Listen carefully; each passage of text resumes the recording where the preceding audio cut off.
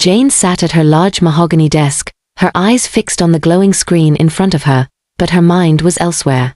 The faint hum of the air conditioner in her spacious corner office was a constant companion, drowning out the occasional murmur of her employees outside.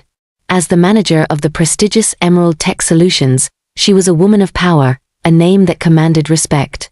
Her subordinates looked up to her, her colleagues admired her, and even the company's CEO often praised her efficiency. Yet, despite the success she had built for herself, a sigh escaped her lips as she glanced at the clock on the wall. 6:47 p.m. It was time to go home. Home. The word should have been comforting, but for Jane, it was a burden. She knew exactly what awaited her behind those walls: a cluttered living room, dishes piled up in the sink, and a husband who spent his entire day doing absolutely nothing. David. The man she had married out of love, the man she had supported for years, the man who sat at home while she worked tirelessly to provide for both of them. A knock on her door snapped her out of her thoughts. It was her assistant, Michael, a young, ambitious man with sharp eyes and an even sharper mind. "Ma, your driver is waiting. Should I call him up?" Jane rubbed her temple. "No, Michael. I'll be down in a minute." Michael hesitated, studying her face before stepping further into the office. "Mom, are you okay?" "You've been sighing a lot today." Jane let out a tired chuckle. "Wen du I not?" She closed her laptop and leaned back in her chair.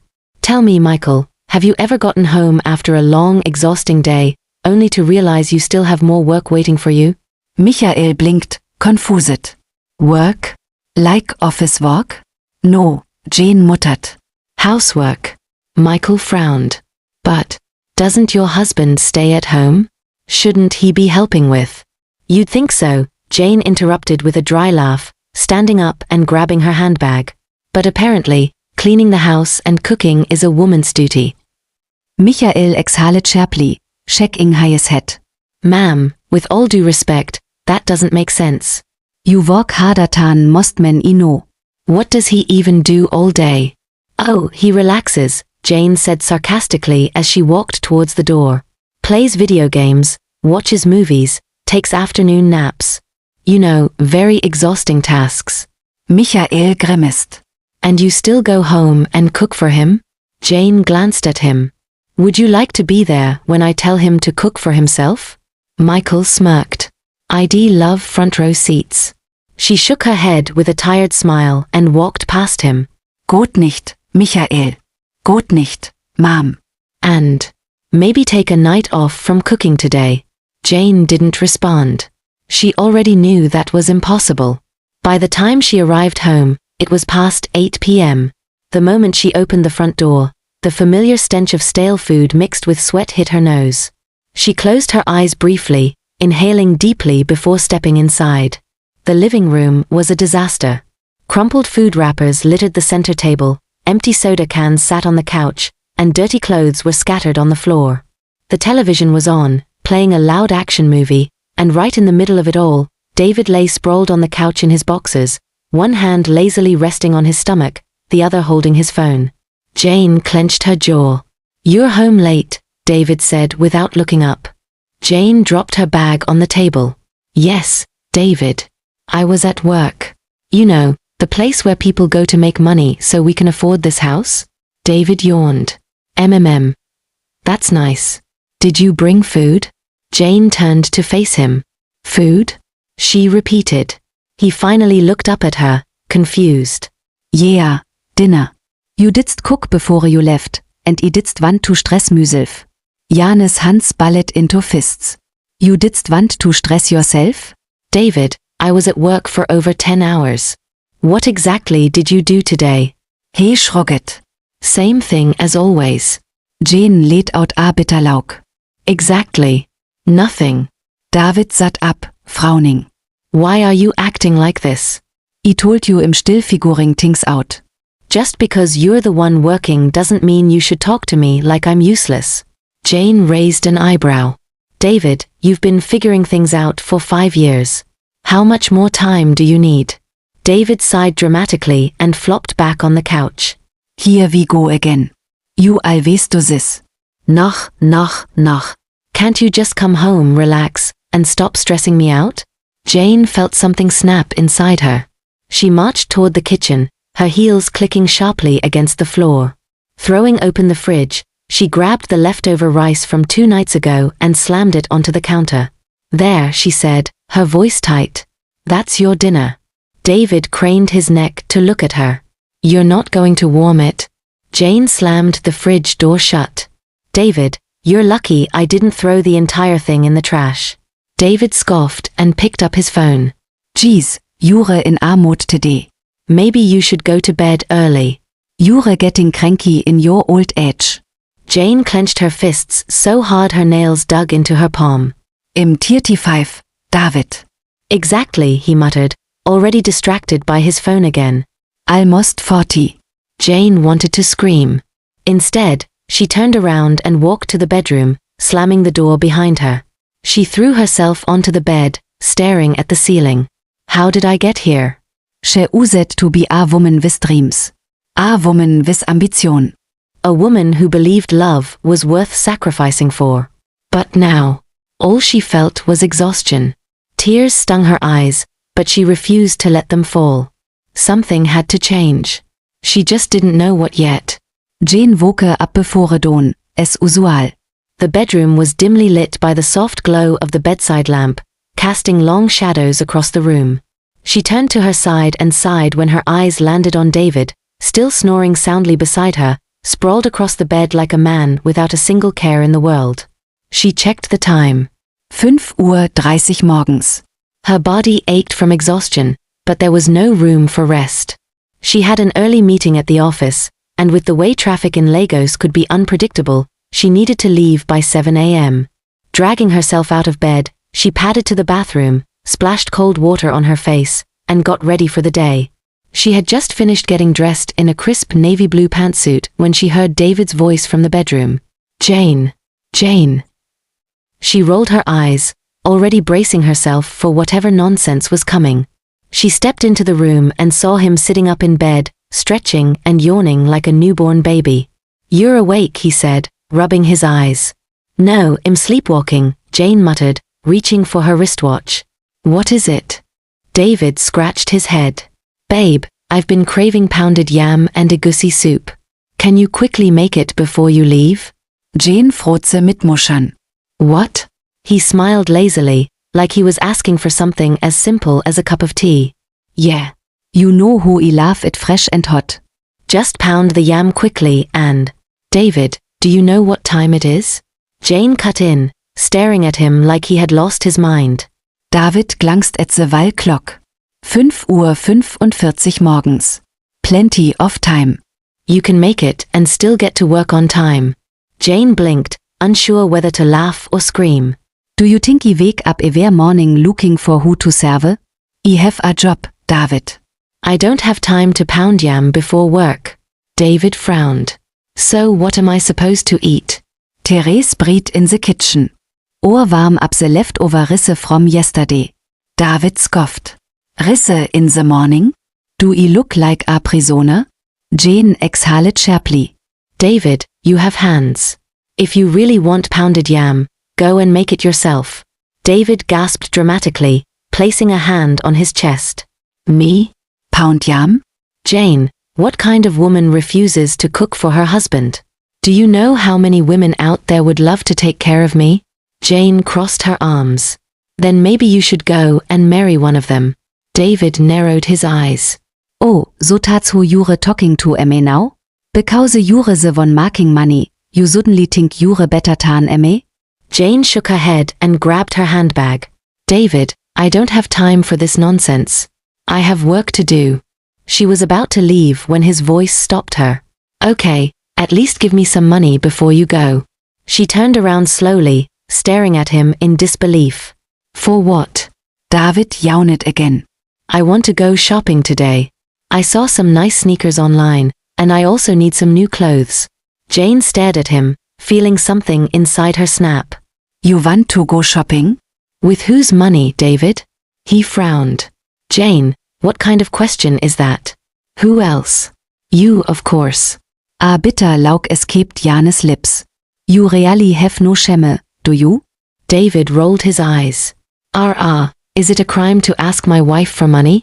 Since when did you start acting like you're doing me a favor? Jane clenched her jaw. David, I already pay the rent, the bills, the groceries, and now you want me to also fund your shopping? David scoffed. So because you're working, you now want me to beg for money? Is it not your duty as my wife to take care of me? Jane stepped forward, her voice dangerously low. David, let me ask you something. When was the last time you contributed 1 naira to this household? David waved a hand dismissively. Why are you asking me that kind of question this early morning? You know I'm still figuring things out. Jane exhaled sharply and rubbed her temples. David, 5 years. 5 years of figuring things out. Meanwhile, I've been working my fingers to the bone to make sure we survive, while you sit at home doing nothing. David folded his arms. And so?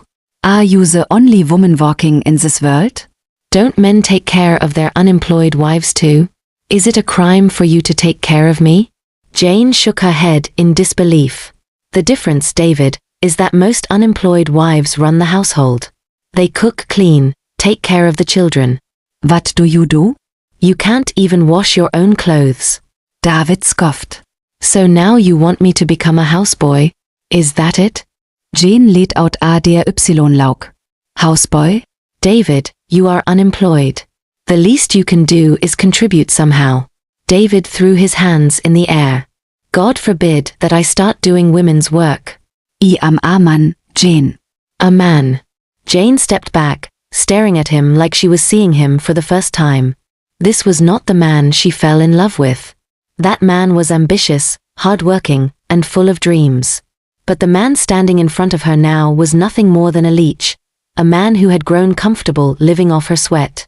She tightened her grip on her handbag. You know what, David? Buy your sneakers with your own money. David scoffed. Selfish woman. After evaluating I will done for you. Jane let out a bitter laugh. Evaluating you've done for me? Like what? David opened his mouth, then closed it. He couldn't come up with a single thing. Jane shook her head. I have a meeting to attend. With that, she turned and walked out the door, leaving David fuming behind her. But as she stepped into her car, one thing became clear. This marriage was crumbling, and she was no longer sure if she wanted to keep holding it together. Jane sat in traffic, her fingers gripping the steering wheel tighter than usual. The morning's argument with David lingered in her mind like a dark cloud. It wasn't just his laziness that frustrated her, it was the entitlement, the complete lack of appreciation. She sighed and shook her head, trying to push it aside. She had a long day ahead, and she couldn't afford to let him ruin it. By the time she arrived at the office, the energy of the workplace helped distract her. Colleagues greeted her with respect, and her assistant handed her a cup of coffee as soon as she walked in. Good morning, ma'am. You have a meeting in an hour, but Michael is waiting for you in your office. At the mention of Michael, Jane felt a small smile tug at her lips. If there was one person who could lighten her mood, it was him. She walked into her office to find him lounging in one of the chairs, grinning as usual. Michael was her closest colleague, a brilliant strategist, and the only person in the office who truly knew the stress she endured at home. You look like you had another David morning, he said, raising an eyebrow. Jane sighed as she sat down. He asked me to pound yam before leaving for work. Michael's Eiswiedend. This morning? Before work. Jane nodded. And when I refused, he asked me for shopping money. Michael burst into laughter, shaking his head. Jane, you married a Nationaltreasure. The audacity of this man is something else. Jane chuckled despite herself. Honestly, I don't even know why I'm still shocked at this point. Michael leaned forward, his expression softening. You deserve better, Jane. You work too hard to come home to that nonsense. She looked away, pressing her lips together. She knew he was right, but what could she do? Anyway, he continued, changing the subject. I have news that might cheer you up. Jane raised an eyebrow. What? Michael grinned. We're going to London. Jane blinked. What? The management just finalized it. The top staff are being sent to London for a 2-week international conference. Flights, accommodation, everything covered. You and I are on the list. For the first time that morning, Jane felt excitement replace the gloom in her heart. Are you serious? Michael nodded. Completely. They'll announce it at the meeting soon, but I wanted you to hear it first. Jane leaned back, a wide smile spreading across her face. London. For 2 weeks? 2 whole weeks, Jane. No David. No cooking after work. Just peace. She sighed in relief. That sounds like heaven. Michael smirked. Start preparing, because in 2 weeks, we're leaving this madness behind. Jane was still smiling when they went into the official meeting where the announcement was made. As the CEO spoke about the trip, she could feel the excitement buzzing around the room. Everyone was eager for the opportunity, and for the first time in a long while, Jane felt like something good was finally happening for her. But that happiness didn't last long. When Jane arrived home that evening, she barely had time to take off her shoes before David dropped another bombshell on her. My family is coming over next week. Jane froze, her bag still slung over her shoulder. What? David, lying on the couch with his feet up, barely looked at her. Mummy, my sister, and her 2 children. They'll be staying for a while. Janes Hart sank. David, you know how your family treats me. Why didn't you discuss this with me first? David scoffed. Discuss what? They're my family. Do I need permission to bring them to my own house? Jane clenched her fists. David, your mother hat es me. Your sister looks down on me. And now you want them to come and live here? David waved a hand dismissively. Jane, stop exaggerating. My mother just thinks you should take better care of me. Jane let out a bitter laugh. Oh, you mean like how she told me last time that a real wife would wash her husband's boxers by hand instead of using a washing machine? Or how your sister said I'm only useful because I bring in money? David sighed dramatically. Why do you always make everything about yourself? It's just for a short time. Jane swallowed hard. She knew what short time meant. The last time his mother and sister visited, they stayed for 6 months. She looked around the already messy house, imagining how much worse it would get with more people, especially people who disrespected her. She wanted to argue, to tell him she wasn't okay with it, but she knew it would be pointless. So instead, she just turned away, walked into the bedroom, and closed the door behind her. She sat on the bed, staring at the floor, her heart heavy. She was tired. Tired of coming home to stress. Tired of being treated like a workhorse. Tired of giving and giving while David took and took. And for the first time, as she lay back on the bed, she thought about London. For 2 weeks, she wouldn't have to deal with any of this. No cooking. No arguments. No in-laws criticizing her in her own home. Maybe, just maybe, she could finally breathe. And maybe, she wouldn't want to come back. The moment Jane stepped into the house that evening, she knew peace had officially left her home. Loud chatter and laughter filled the air, accompanied by the scent of fried fish and palm oil. She sighed as she set down her bag, already bracing herself for the storm that awaited her.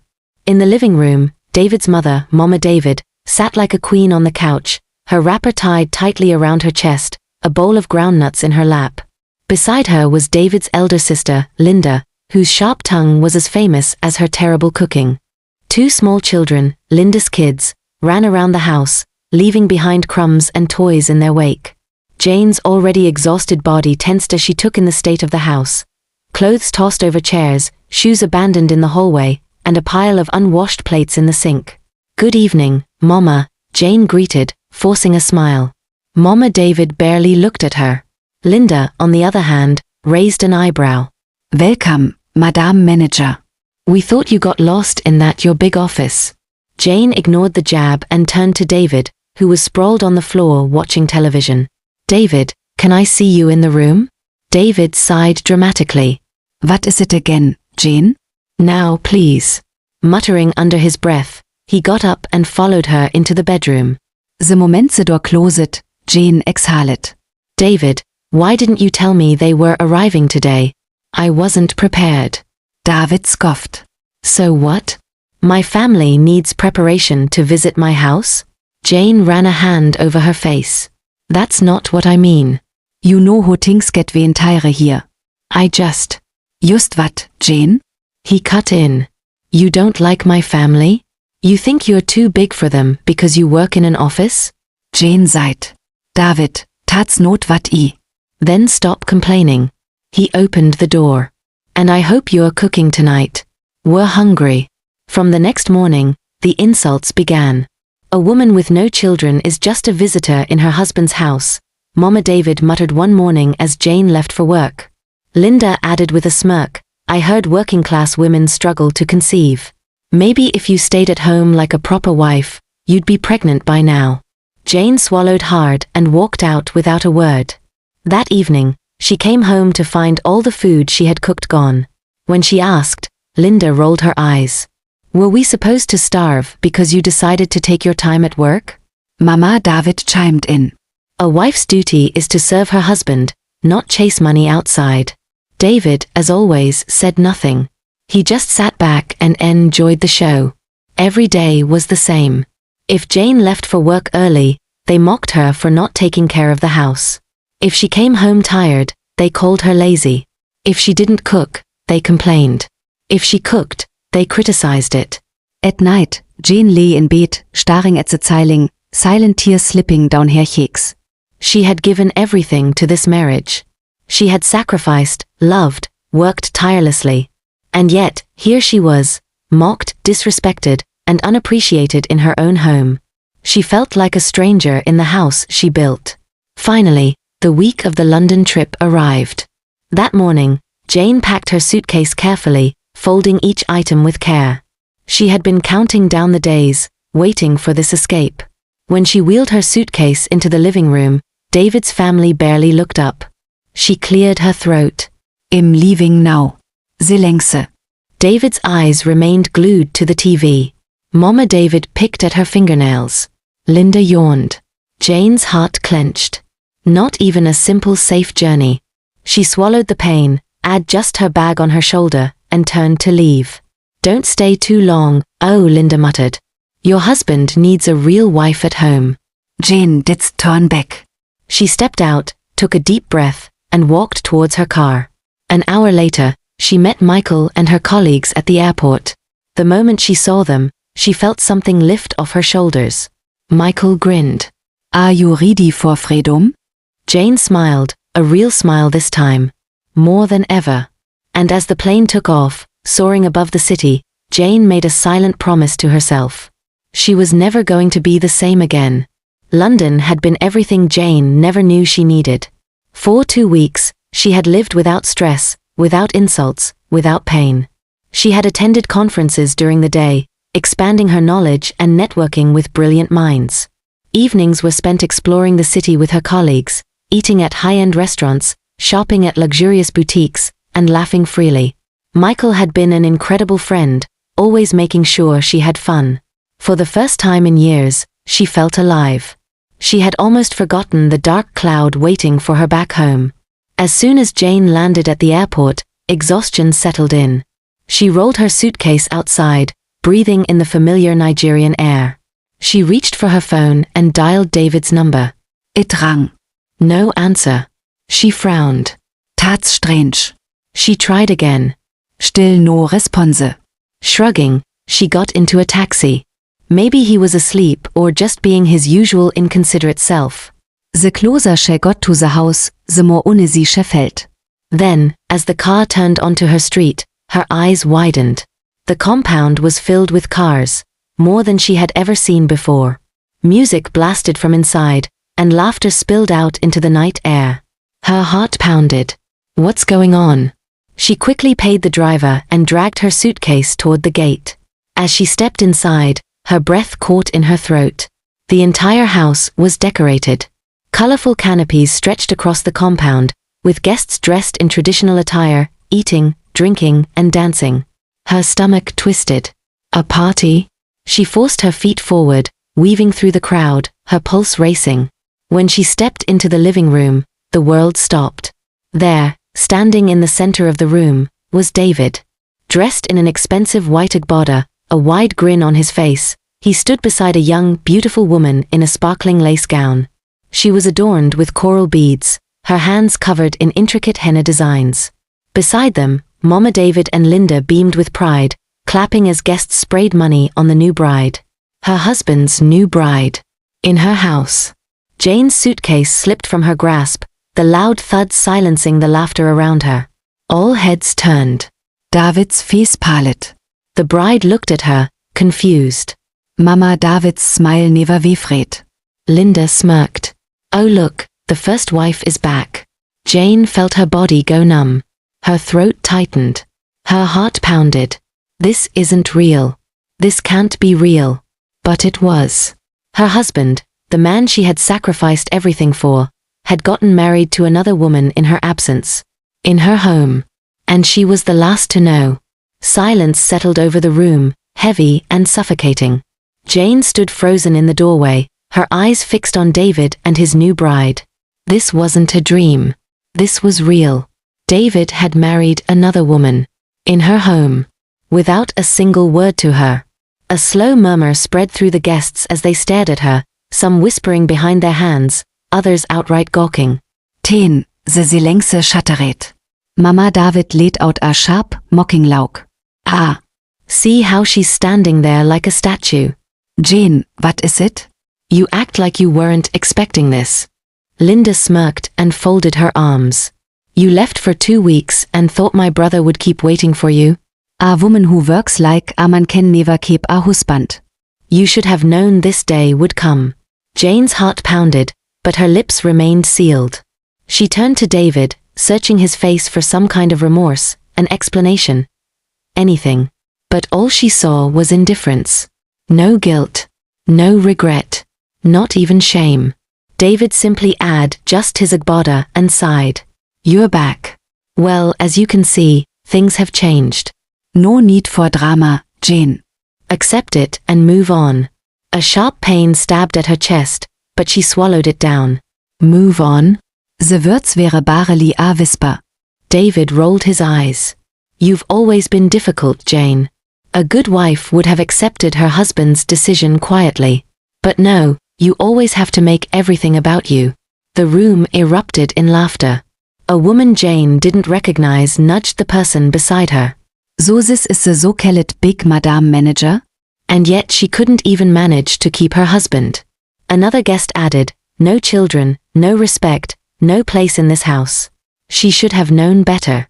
Tears burned at the back of Jane's eyes, but she refused to let them fall. She had spent years bending over backward for this family. She had given David everything. Her love, her money, her energy, her life. And this was what she got in return. She glanced around the room, at the people who had eaten her food, stayed in her home, and now laughed at her misery. They wanted her to break. They wanted her to beg. They wanted her to fight for a man who had never fought for her. But she wouldn't. Instead, she straightened her back, wiped her sweaty palms on her dress, and took a slow, deep breath. Then, she stepped forward, past the guests, past Linda's smug expression, past Mama David's gleeful smile. She stopped directly in front of David and his new wife. For a brief moment, she studied the woman, young, beautiful, glowing with happiness. The same happiness Jane once had. Then, she did the last thing anyone expected. She smiled. A small, knowing smile. Not of sadness. Not of defeat. But of something stronger. Peace. Without a word, she turned around, picked up her suitcase, and walked out the door. The night air was cool against her face as Jane stepped outside. The moment she crossed the threshold, something within her shifted. She wasn't the same woman who had walked into that house. That woman was gone. The woman leaving now was new, strong, fearless, reborn. She didn't need David. She didn't need that house. She didn't need their validation. As she walked down the street, her phone buzzed in her hand. Michael. She let out a small, breathy laugh and picked up. Michael? His warm voice came through. Jane? You're back. How was the trip? You sounded off when you texted. Everything okay? Jane exhaled and looked up at the dark sky. Then, for the first time in a long time, she told the truth. No. But it will be. And as she hailed a cab, heading toward the life she was about to rebuild, she made a silent promise to herself. She would rise from this. She would thrive. And one day, David and his family would regret ever underestimating her. Jane was gone. But the woman she had become was just getting started. Jane sat in the quiet of her new home, a small, beautiful 2-bedroom apartment on the other side of the city. It wasn't as grand as the house she once shared with David, but it was hers. No unwelcome guests. No cruel in-laws. No lazy husband demanding for more. Just peace. She set down her cup of tea and picked up her phone. It was time. Dialing a number, she leaned back on the couch as the call connected. Madam Jane. Long time, her lawyer, Barrister Chaik, greeted. I hope London treated you well. Jane's lips curved into a small smile. It was refreshing. But I didn't call for pleasantries. I need you to do something for me. Anything. Just sei sie wird. Her smile faded. Close every account David has access to. Wär Single von. Right now. There was a short pause before Chaik chuckled. Ah. I was wondering when you'd ask me to do that. Consider it done. She exhalet. Good. Also the house. I want to sell it. Immediately. That got Chik's attention. Selbe Haus? The one you and David lived in? It belongs to me, doesn't it? Legally, yes. Your name is the only one on the documents. But are you sure about this? David. David is nothing to me. Jane's voice was firm. Sell it, Chaik. I don't care what price it goes for. Just get it off my hands. Chaik seid. Understood. Il handle waiting. One last thing, she added. Prepare the divorce papers. I want him served as soon as possible. There was a moment of silence before Chaik spoke again, this time with admiration in his voice. Jane. I have to say, I've seen women go through betrayal, but not many handle it with this much power. You're stronger than you think. Jane closed her eyes, letting those words settle inside her. I don't have a choice, she murmured. It's time I put myself first. The chaos started 3 days later. David sat in the living room, lazily flipping through channels on the TV. His new wife, Sandra, was in the kitchen, humming as she prepared lunch. Then the call came. His phone buzzed. It was his bank. Hello? He answered. The voice on the other end was sharp and professional. Mr. David, we're calling to inform you that the joint accounts linked to your wife, Mrs. Jane, have been closed as per her legal request. David sat up. What? Closed? That's impossible. I need those accounts. I'm sorry, sir. You no longer have access. The line went dead. David's hand trembled as he checked his banking app. 0. Nothing. Not a single naira left. His head snapped up just as his mother and sister walked in. Mama. Something is wrong, he shouted. Before Mama David could respond, another call came in. This time, from Chaik. David answered immediately. Chaik. What nonsense is happening? Chik's voice was calm, almost amused. I assume you heard about the accounts? You know about this? David growled. Fix it. Chaik chuckled. Oh, I can't. You see, those accounts were in Jane's name. She was simply being generous before. That generosity has ended. David was shaking. This is madness. I still have the house. You think she can push me out? Chaik sighed. Ah, about that.